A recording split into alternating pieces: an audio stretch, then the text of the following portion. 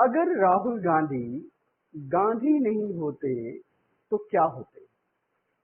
ये सवाल इसलिए खड़ा होता है क्योंकि वो एक ऐसे परिवार से संबंध रखते हैं जो कि इस देश के प्रधानमंत्री पद पर काफी समय से काबिज रहा। जवाहरलाल नेहरू, इंदिरा गांधी, संजय गांधी, सोनिया गांधी, ये सारे नाम ऐसे हैं जिन्होंने प्रधानमंत्री पद के तौर पे इस देश की सेवा की या इस देश पर राज किया। राहुल गांधी को भी कांग्रेस एक भावी प्रधानमंत्री के तौर पे प्रेजेंट करती है या उनको प्रेजेंट करना चाहती है। तो ये सवाल यहाँ पे उठता है कि क्या राहुल गांधी इस देश को संभालने की काबिलियत रखते हैं?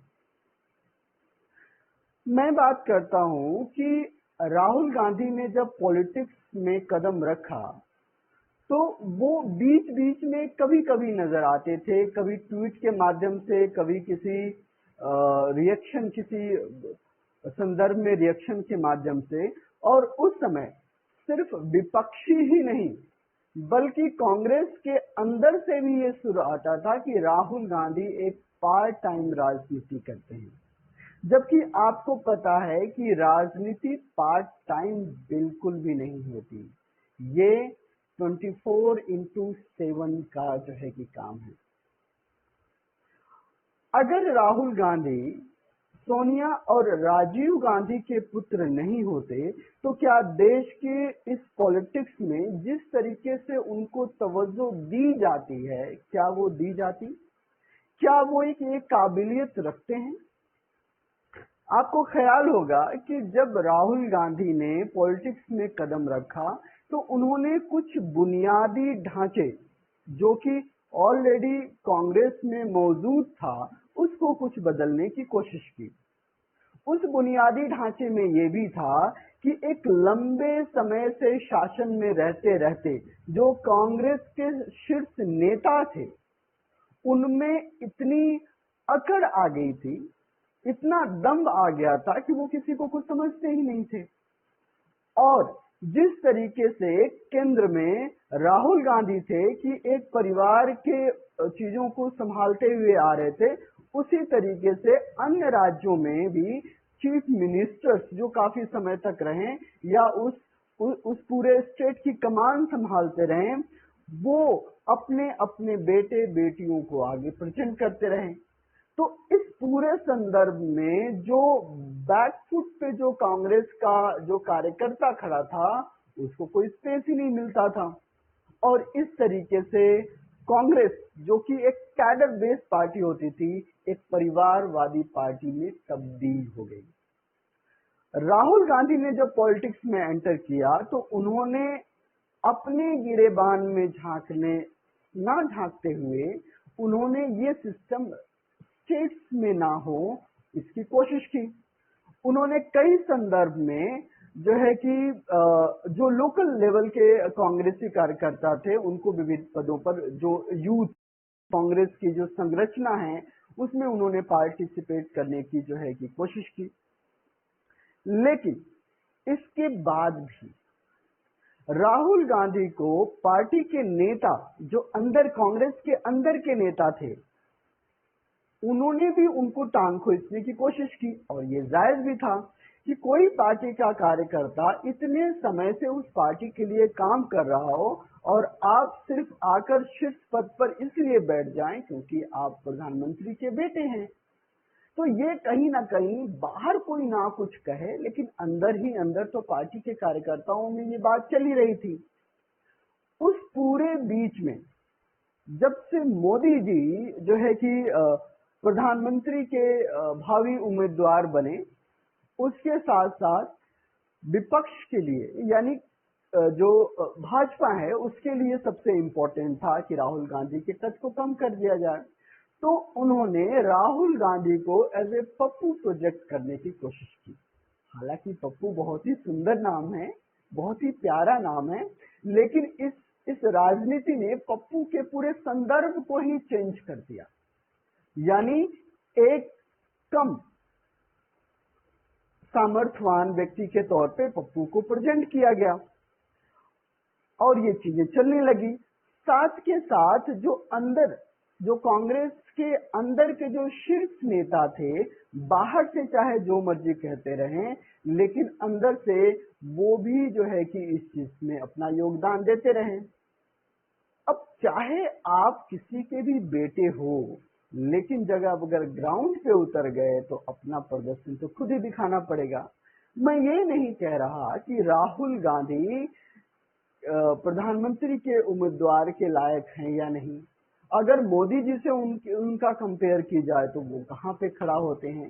राहुल गांधी के खुद के सामने एक चुनौती बढ़ गई कि कांग्रेस के अंदर के लोग उनकी रिस्पेक्ट करें, और उसके लिए कुछ ना कुछ तो करना ही पड़ेगा।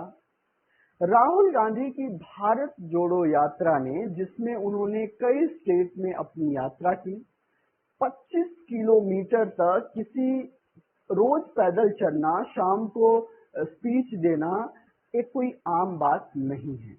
इस बात में उनकी तारीफ करनी पड़ेगी, क्योंकि ये एक ऐसा संदर्भ था। एक तो उनका मुद्दा ऐसा था, कांग्रेस पार्टी और विपक्षियों का मानना ये है कि भारत में भाजपा नफरती हिंसा फैलाती है, दो समुदायों को आपस में तोड़ती हैं, झगड़ा कराती हैं। तो इस मोहब्बत की दुकान और भारत जोड़ो इस मिशन के माध्यम से उन्होंने भारत जोड़ो यात्रा शुरू की, जो काफी सराही गई, जो काफी उनके पार्टी में जो है कि जो नेता इधर उधर रुष्ट रहते थे वो भी एक साथ आकर खड़े हुए। कई राज्यों में तो विपक्षी पार्टियों ने भी उन्होंने अपने इस यात्रा में शामिल हुए और उन्होंने समर्थन किया। राहुल, ये जो भारत जोड़ो यात्रा थी, ये प्रधानमंत्री के तौर पे राहुल गांधी को प्रेजेंट करे या ना करे, लेकिन इतने इस चीज के लिए तो कामयाब हो गई कि उनकी पार्टी में ही उनकी रिस्पेक्ट, अपनी इज्जत को वो बनाने में कामयाब रहे।